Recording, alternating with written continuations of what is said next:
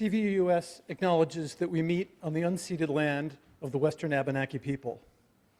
I was reading the other day a book by Rebecca Solnit. She quotes Indigenous scholar Natalie Avalos when she writes, "In the last few years, Indigenous peoples have reemerged as a critical voice, advocating not just for environmental justice, but for an entirely different way of living and being in the world. When we recognize the heritage of the land we live on, perhaps we open ourselves to listening to that voice and seeing what possibilities open up." Welcome to the Champlain Valley Unitarian Universalist Society. My name is Jordan Young. I'm a worship associate, and I'm facilitating worship today with the Reverend Michael DeSantis. If you feel a certain air of excitement in the room today, let me clue our visitors into the fact that this is an unusual week for us. It is a Unitarian Universalist rite of passage. It is deeply rooted in our UU history. It is the moment when we as a congregation have the opportunity to call a minister to guide us for the next years into the future. So for those of you who are visiting, welcome. For those of you who are regular attenders, it's really one of the privileges of being a worship associate to stand up here and see all of you. It's kind of an amazing thing. And for those of you on Zoom, we look forward to your participation. We look forward to people watching in the future. And at the end of the service, there'll be a whole set of instructions about how the next bit of the morning will proceed. Some housekeeping details. There are hearing assistance headsets available in the back corner of the room from the tech team if you would find that helpful. Remember to do the thing with your phones just so that we don't get interrupted by beeping and all that jazz. And down here is a yellow card. There are yellow cards in the lobby. If you have a joy or a concern which you would like shared from the pulpit, fill one of these out and put it in the offering basket when they come around, when the offering baskets come around. There are a couple of other cards back there, blue ones and pink ones, if you want to get in touch with other services from the church. They're out in the lobby as well. Okay, I think that's all the things. It takes a lot of committees and teams and ministries to make Cvuus happen every week. And every week we acknowledge one from the pulpit. I would in fact like to acknowledge the tech team and the gatherers this week who very quietly and indefatigably make our services go out to the world, put our content up on the big screen. And in particular, I'd like to thank Richard Hopkins, who does the completely invisible work every Sunday evening of taking the raw video, packaging it up, making it pretty, and posting it on the website and on YouTube. So thank you to the tech team, and particularly to Richard.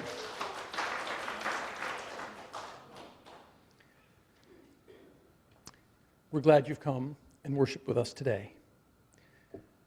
So let us begin with our chalice lighting. I'm looking for my chalice lighter.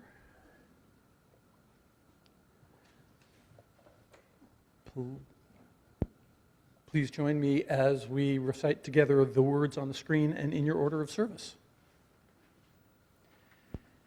As we light this chalice, let us reflect on our connection to Unitarian Universalists everywhere and the history that has brought us here. As this flame transforms fuel to light and heat, may our intentions be transformed to action. May our experiences be transformed to insights. May our hopes be transformed into a vision of the world that might ideally be. And may this flame light and guide our communities.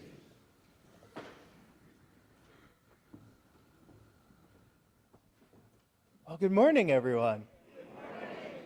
As Jordan said, I am the Reverend Michael DeSantis. I use they, them pronouns, and it is so good to see all of you with these faces that are now somewhat familiar and that have names attached to them. I want to do something a little different for our invitation to worship today. Rather than offering you some words, I just want to offer you all a moment to just be still and to really arrive here. And so, if it helps you, you can put your feet on the floor and feel the chair underneath you. Or at home, wherever you are. And let's, if it feels comfortable, let's just take a breath together, in and letting it out. Let's take another, and you can let it out audibly if you need to.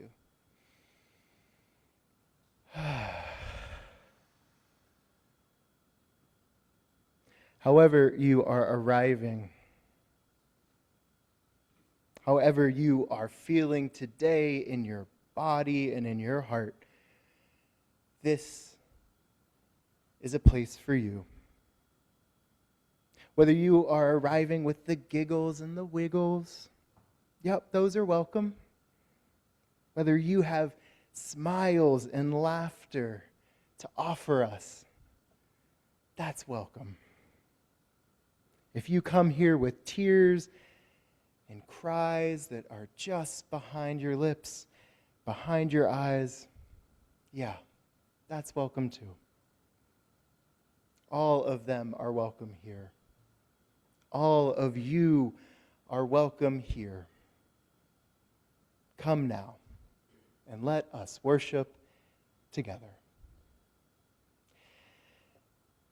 Let's rise in body or in spirit and sing number 1003 in the teal hymnal, Where Do We Come From? And Jen is going to give us some instructions for this one. This may be a new song for some of you, and it is around. So the way we are going to do it, let me just wait till I see those words up there. Can you move? Thank you. So there are 4 lines, and each one you repeat. So we're going to sing that, and if you don't know the tune, you can wait and just sing it with us on the repeat.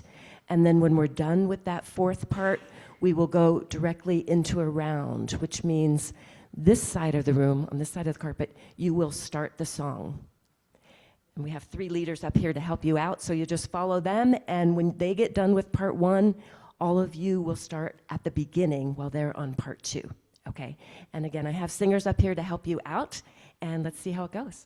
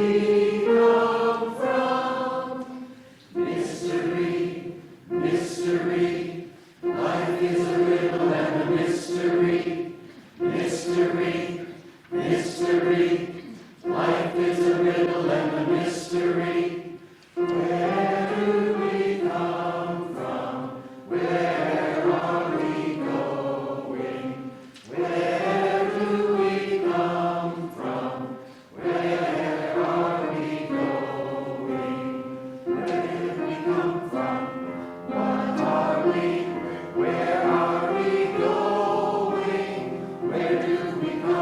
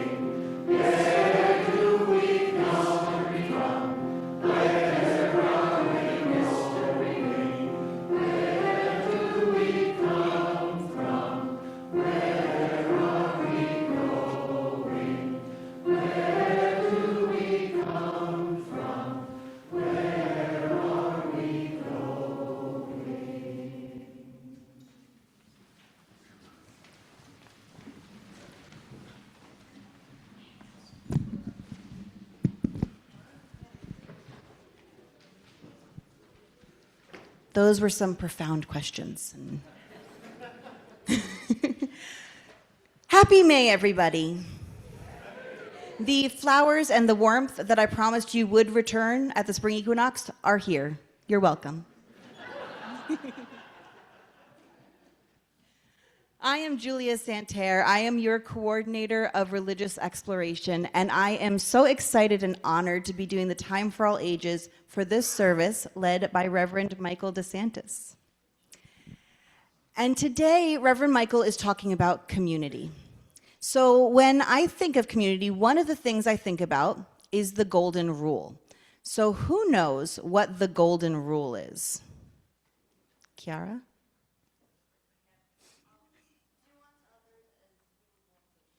Yes, do unto others as you would want them to do unto you. And this is a rule that's found in many faith traditions. And it's basically a way to help us be kinder and more respectful to each other as we live in community, right? So I often think of this in the terms of, if you think when you're like in preschool and you're told, if you have a toy and you're holding onto it and playing with it, you wouldn't like it if somebody came and grabbed it from you, so you shouldn't go grab it from your friend. That makes complete sense. Perfect use of the golden rule. So now let's think of another situation. Let's say we're at the ice cream social that we have each fall. And I love chocolate ice cream. I especially love Lulu's chocolate ice cream, just so everybody knows it is the best. Yes. So we had that at the ice cream social. And because I want to do unto others as I would want done to me, I bring my friend a large bowl of chocolate ice cream. But what if my friend doesn't like chocolate ice cream? What if my friend doesn't eat dairy or is allergic? Uh-oh. The golden rule isn't working very well anymore, is it? I think we need to adjust it a little bit. Does anybody have any ideas on how we can adjust it to make it work better? Gwen?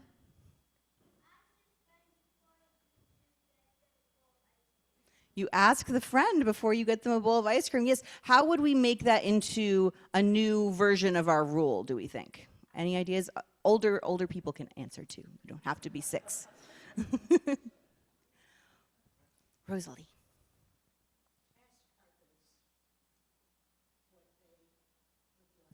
Ask others what they would like. Yes. Yeah, so we're considering others. So maybe a way we could say this is do unto others as they would want done unto them, right? Not as we would want done, but as they would want done. And this is actually called the platinum rule. And this is actually what I wanted to talk about today. We're leveling up here. So the golden rule is a really good starting point, but as we're living in community, the platinum rule is really the best way to go, in my opinion. So in my ice cream scenario, right, I could have asked my friend first, do you want ice cream? What kind would you like? Or maybe I just know them really well already and I know that they don't eat dairy and they love Lulu's berry sorbet, which is also delicious. Yes, so I bring them that instead. So there is a step here that has to happen, though, to get from the golden rule, do unto others as you would have done unto you, to the platinum rule, which is do unto others as they would have done unto them. And you guys kind of already got it, but what is that extra step that needs to be done? It takes a little bit more effort. Yeah. Communication, right? We have to ask, we have to listen, we have to observe, we have to be curious and conscious of what other people need and want. So it takes a little bit more effort, but I think the effort is totally worth it. Can we think of a couple more examples of how we could use the platinum rule? Yeah.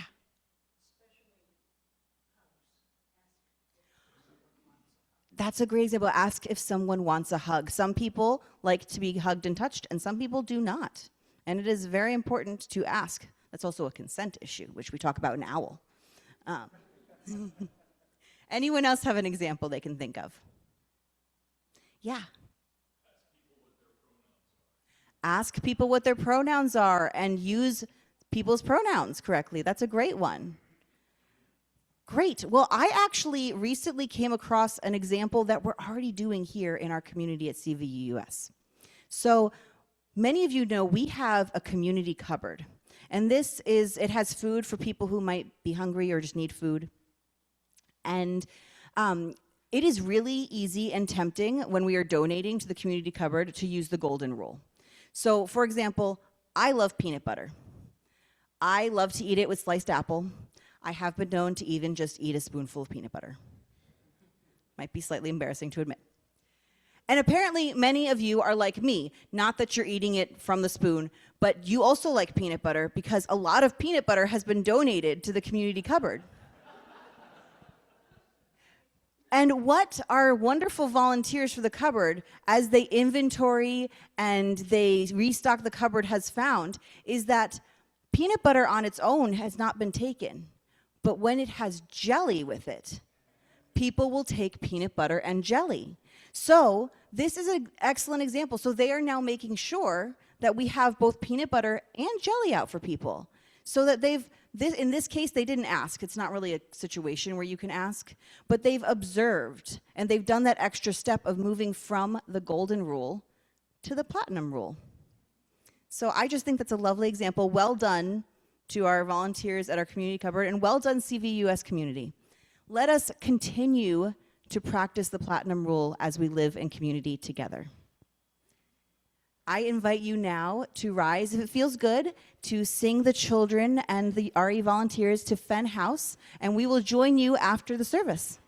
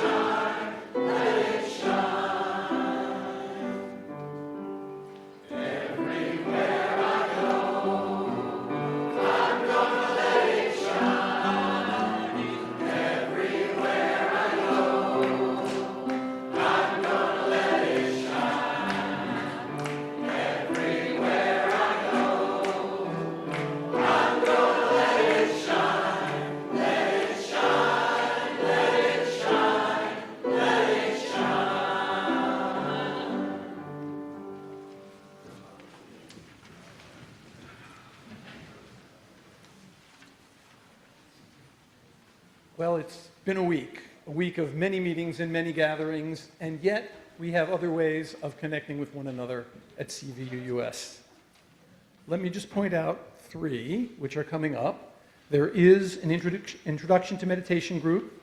It's online. It's led by Dinah Smith, and it meets Sundays, and will adjust its starting time from 4 p.m., as in the past, to 6:30 p.m., starting today. Newcomers are welcome. Find the link on the website, in the online calendar, or in the weekly email you may have gotten. The UU Outdoorsy Gals group is doing outings. Contact Susie Patterson if you want more information about that. They are doing a lunch and in-gathering at Sue Rasmussen's house on Wednesday, May 6th, so that is also coming up this week. Usually I try to limit the pathways to things that are coming up in the next week, but I'm excited about the fact that beyond all of the exciting things we've been doing, the Rhubarb Festival is coming up. It is going to happen Saturday, May 30th. Planning is underway, and we'll pick rhubarb. We'll be baking and selling pies and all sorts of things, and sharing the proceeds with the wider community. Lise Anderson is coordinating that. She's there in the back. So speak to her if you are interested in helping out. Every week, we take up an offering to maintain the work of CVUS and to help with the work in our wider community. This month, and every month, we share that offering with different organizations. This month, we're sharing it with the Climate Economy Action Center and with the Green Mountain Club Bread Loaf section. Climate Economy Action Center's mission is to reduce greenhouse gases in Addison County in a timely and equitable manner while promoting and supporting just transition to a healthy, sustainable local economy.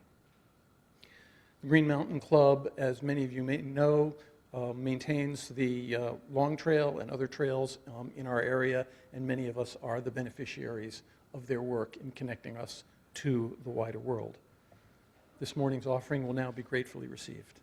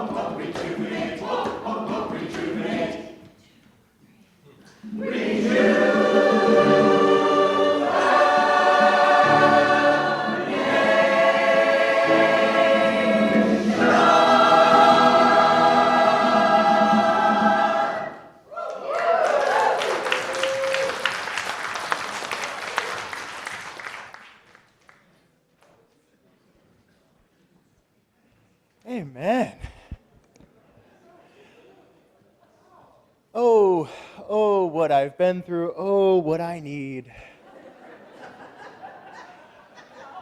Oh, what we have been through, oh, what we need. I didn't even realize that about myself here. Anyways, good. I think that one of the things that we all need is to be witnessed in community. And so this community, each week when we gather, we uplift the milestones and passages, the joys and the concerns and the sorrows of us as individuals, as us as a collective, and of the world that we share. I'll get to the community concerns in a moment, but I want to name this week, it's been hard in the news, as it has often been in the news recently. And in particular, this week, I am holding closely the gutting of the Voting Rights Act by the Supreme Court. And in particular, the injustice that will be done to voters of color, especially black voters in the South from that, and the undoing of so much work that was done by so many people who worked towards the beloved community. Here in this beloved community, we have a couple concerns. The first is from Bobby Loney, who says that a beloved friend's 1-month-old grandson, Oliver, is at Boston Children's Hospital with a diagnosis of SCID, commonly known as Bubble Boy syndrome. Bobby, we hold you and your friend's grandson, Oliver, in our care. From Ben Cowie Haskell. My daughter's best friend had a brain aneurysm the other day and will soon die. Please keep Kate, her friend Melinda, and husband Mark in your prayers.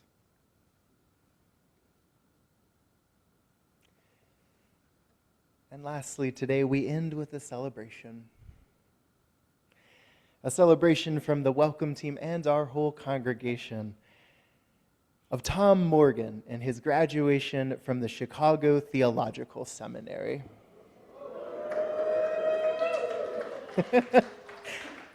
We also want to note that Tom was chosen to speak at the graduation ceremony, which was held at Chicago Theological Seminary's spiritual home, Trinity UCC. You might remember that as the Obama's home church. Congratulations, Tom. We look forward to supporting you and your ministry as it unfolds in this next chapter. Dear ones, we know that there are other concerns, other milestones, other passages. So let us hold those concerns and those joys that we are carrying with us here that we have not named. Let us hold those tenderly in a moment of silence together.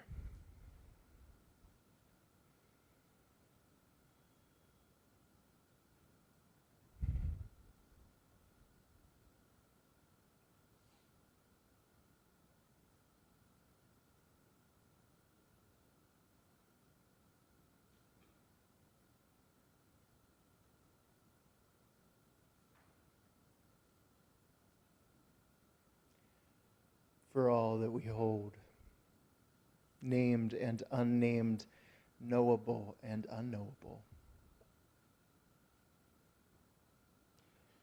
For our community and for our world, we extend all of our love and our care. May this be so.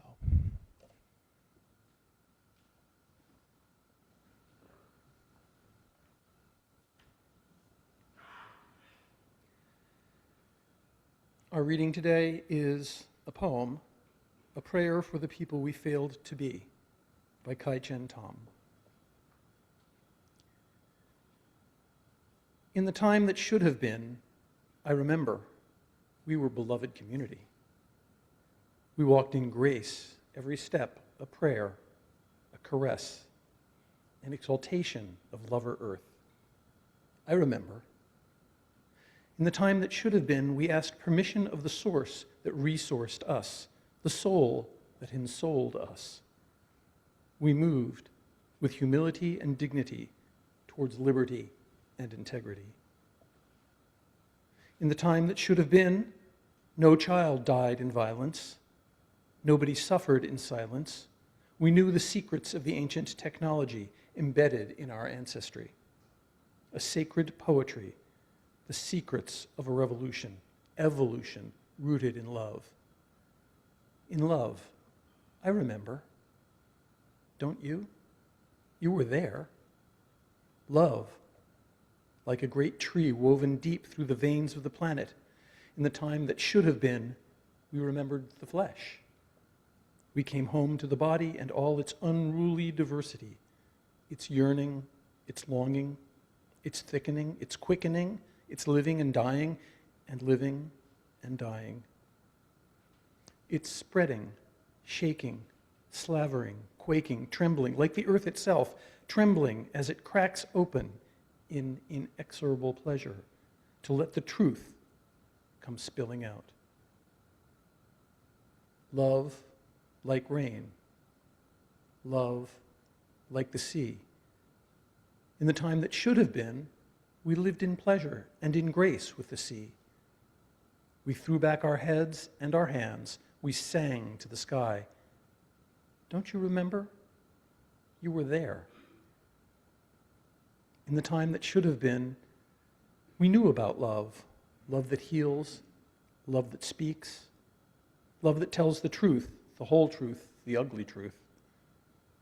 Love that sees it all and keeps loving anyway. I remember. I was there. In the time that should have been, we chose joy over domination. We chose freedom over fear. In the world that should have been, we chose love.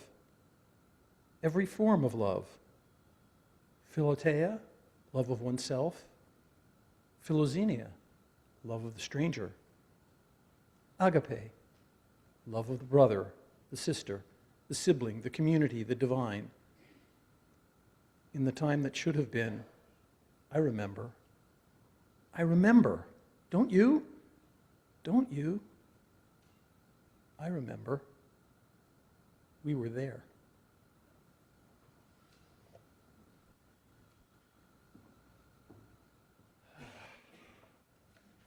Should just lead off by saying, y'all have not failed to be anything this week.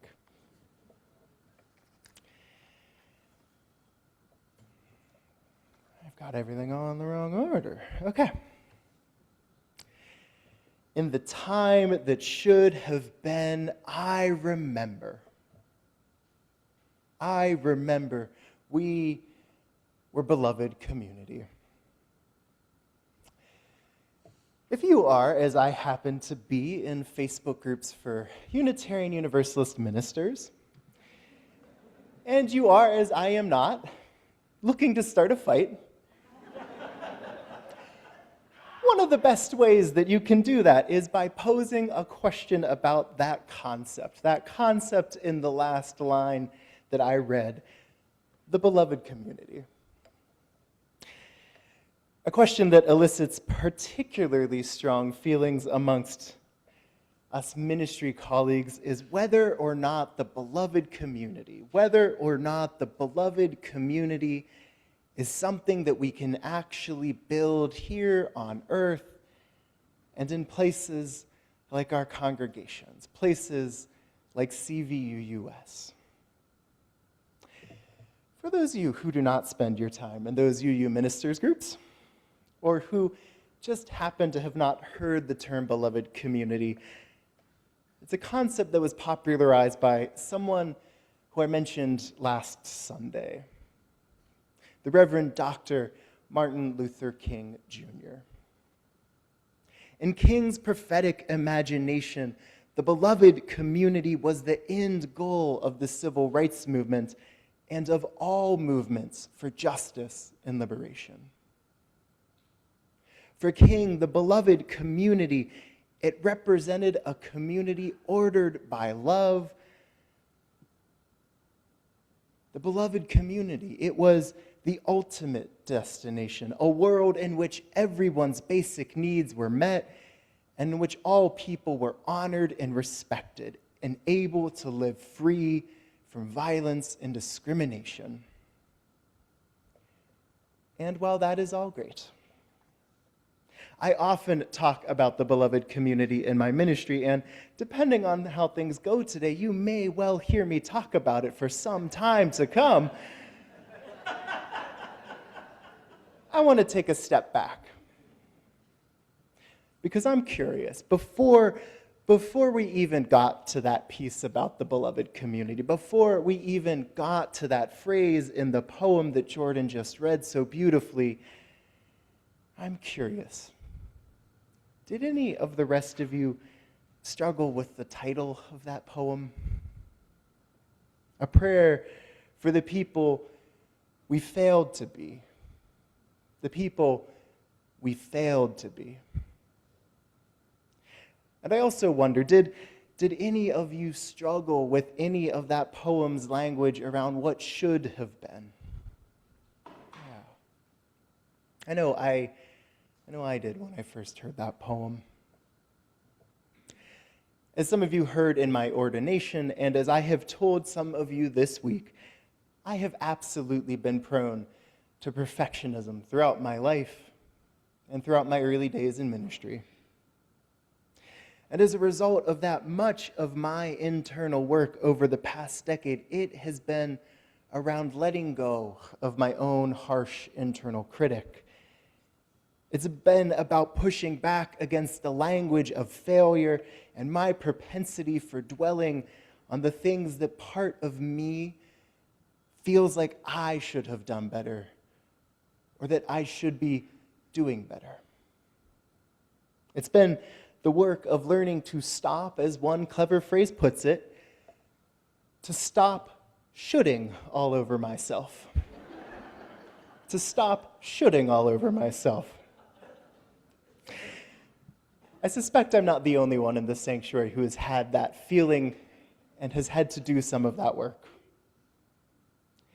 And so in my own ministry, I have made it a point to share some of that learning with the people under my care, people like you all, to share with them and with you the message that I have desperately needed to hear at various points in my life.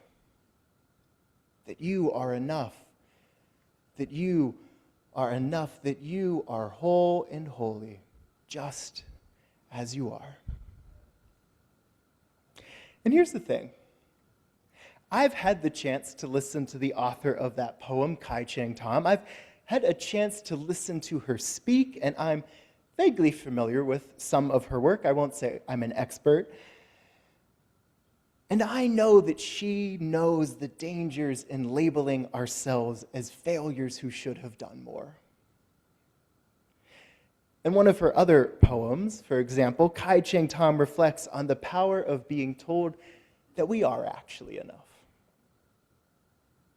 In that poem, she writes, "Tell me again how you laughed when you realized that you were not wholly unlovable.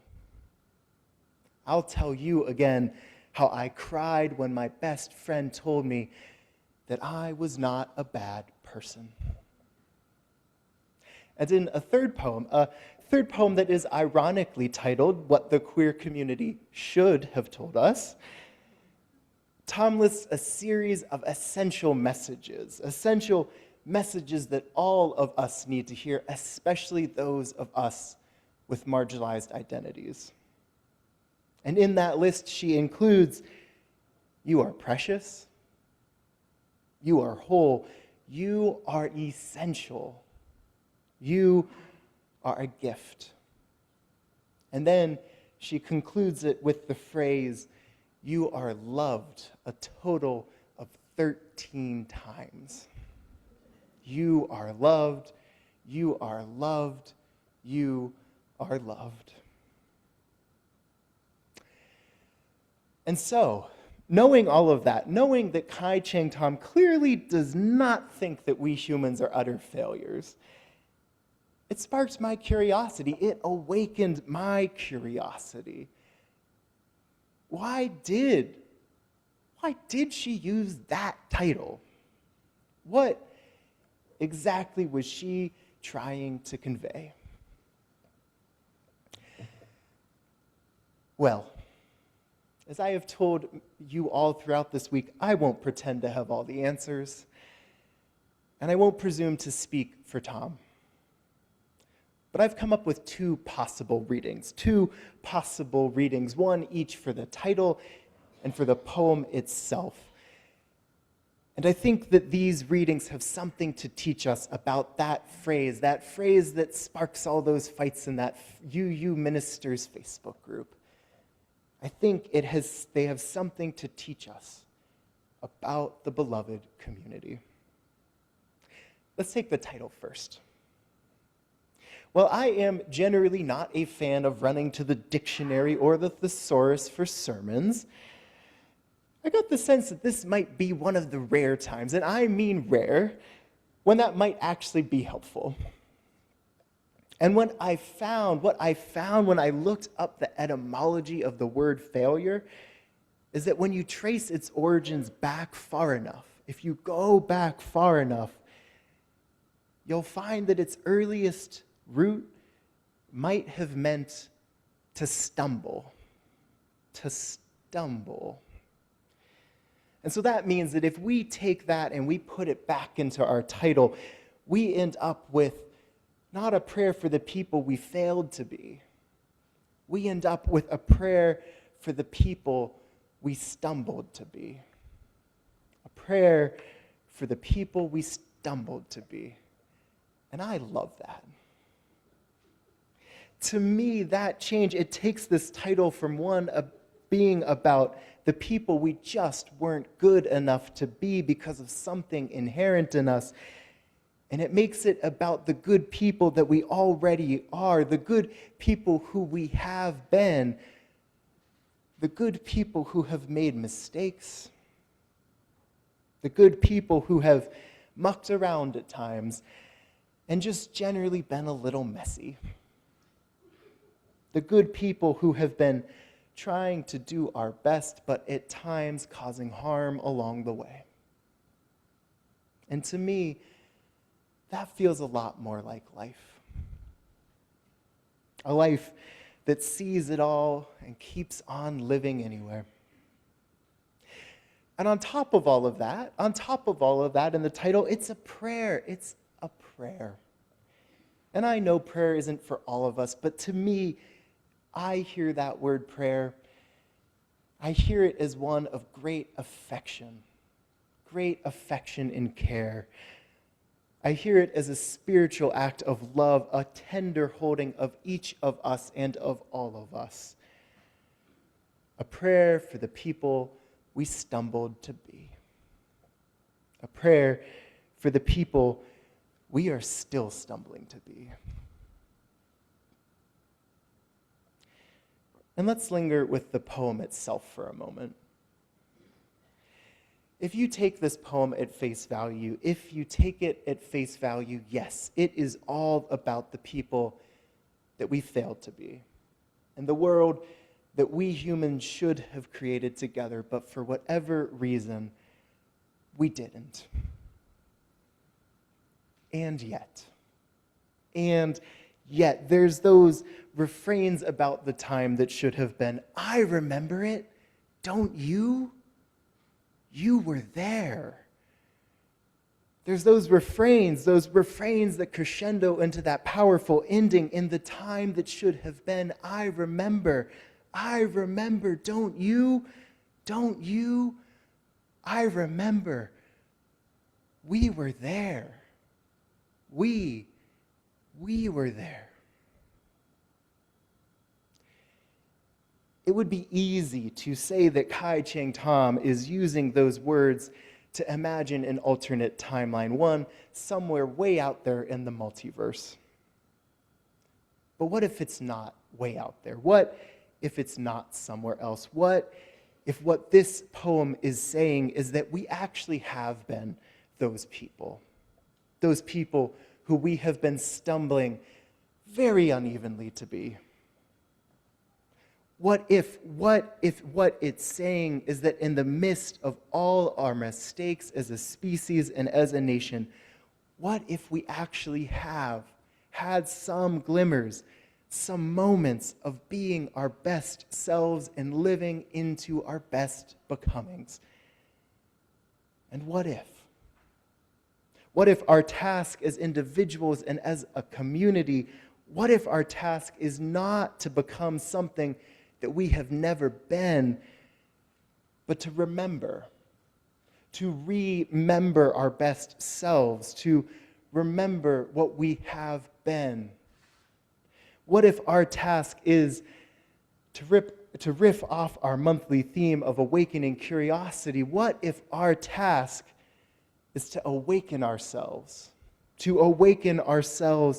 the possibilities that we have already stumbled into, to awaken ourselves to the knowledge that we already have in our hearts and deep in our bones? One of my dear colleagues, the Reverend Julia Santerre, they have written their own poem that I think perfectly captures this idea. They write, our hope as a community does not live in some glimmer of an indistinct future. Rather, we know the way. We know the way to the world of which we dream. We know the way.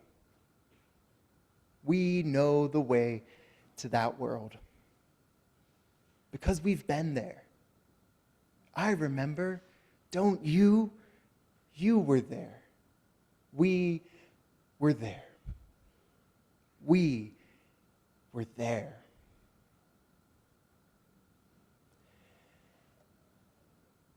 And now, dear ones, and now here we are. Here we are. Over the past week, we have spent time together, a lot of time. Some of you even suggested to one another that perhaps it would have been a good idea to take up residence here at the church building. We have broken bread together, and we've also shared pies and cookies and all manner of potluck items, very attuned to the needs of this vegan in Vermont. We have shared so many potluck items across so many potlucks, and I have appreciated every one of them. You have been such generous and talented cooks and hosts. And we have, over this past week, I hope, we have awakened our curiosity about one another and about what we might become together. And what I have heard from you all here at CVU-US, what I have heard from you all is that whether or not you choose to use that language of beloved community, this is a community. This is a community that is beloved to you. This is a community that is beloved to you and by you and because of you. This is a place that those of you gathered here in person and joining us on Zoom, this is a place that all of you here, together with folks who have moved away from the area and passed away and become ancestors, this is a place that you have quite literally built. You have built it with your time and your attention and your collective contributions. This is a place that you have truly loved into being. And if there is one message that I heard most this week, it is this. You continue to love this place. You continue to love this place, and you want to see it continue to thrive. You want to see it continue to practice what it means to be beloved community here and now. You want to continue practicing what it means to be beloved community by caring for one another, especially for our elders. You want to practice what it means to be beloved community by supporting our children and our youth and giving them the program they need, while also making sure they feel at home in all of our spaces, like spaces like this one in worship. You want to practice what it means to be beloved community by joining together in joyful song and in social justice efforts and in spiritual exploration for people of all ages. You want to practice what it means to be beloved community by ensuring that this is a spiritual home for all who desire it, atheists and agnostics and secular humanists, as well as Buddhists and theists and mystics and pagans, and those of you who lean towards, as one of you put it, being followers of Jesus. And you want to spread the word about this community. You want to spread the word about this community so that all the people who need it know that it is here for them. And what an honor. What an honor it would be to practice being beloved community with you all. To practice being beloved community with you all as your next minister. I cannot promise that we will always agree on how to get to the beloved community. I cannot promise you that there will not be, as our last song proclaimed, no more fears, no more worries, no more tears or hurt or doubt or ache and complications. I can actually almost certainly promise you that if we are doing what we're supposed to be doing, we're going to have all of those things. But here's what I can promise you. Here is what I can promise you. What I can promise you is that I will be faithful to the work of companioning you through all of the ups and downs, and to ministering with you through all of the cares and the worries and the tears and the hurts and the doubts, and even through the ache and complications. What I can promise you is that I will be faithful to our shared values and this community's shared sense of purpose. What I can promise you is that I will be in it with you, that I will be there with you as we stumble along together, in our journey toward beloved community. In the time that should have been, I remember, don't you? I remember. We were there. Shall we go there again together? Shall we join together and do our very best to make the world that should have been the world that could still be? Shall we say together, come and go with me, come and go with me to that land where all are taken care of, where all are free. Shall we go together to that land of beloved community? May this be so. And amen. Let's sing it together. Would you rise in body or in spirit and sing with us number 1018 in the teal hymnal, Come and Go With Me.